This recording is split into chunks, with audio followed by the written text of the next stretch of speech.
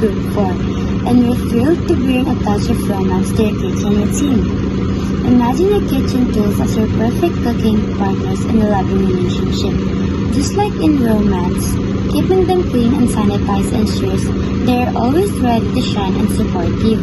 A well-maintained kitchen means your tools stay in top shape, making every meal a delicious, safe, and heartwarming experience. Think of it as a love story where every dish is crafted with care, and your kitchen tools are your devoted co-stars. Let us dive into how treating your kitchen tools with love can turn every cooking moment into a joyful celebration.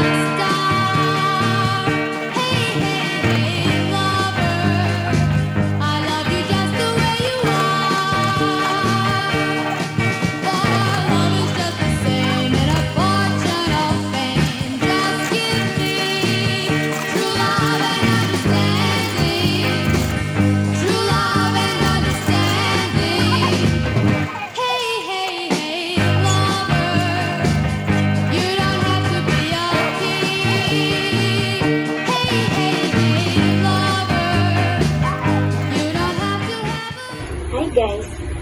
So dahil tapos na si Siren nagbanlaw ng mga kitchen tools, ang gagawin naman natin ngayon ay ang pagsasanitize or pag-sterilize ng kitchen tools or other equipments. So una natin gagawin ay magpapakulo tayo ng mainit na tubig. So nagpakulo na ako ng mainit na tubig kasi tagal natin siya ito. Yan. So hindi natin siya hanggang ulit.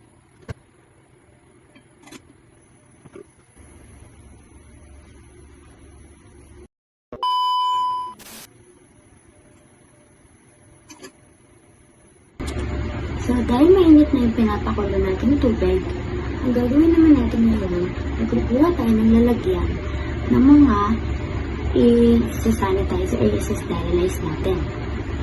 So, nakakuha na ako ng lalagyan natin ng mga utensils. Tapos, gagawin naman natin ay kukunin natin yung pinakulo natin tubig tapos ilalagay natin doon. Make sure na malinis yung paglalagyan nyo ng mga utensils. So, ito na. Ibubuhos na natin yung mainit na tubig para malinis yung mga hindi natin nakikita na bakterya.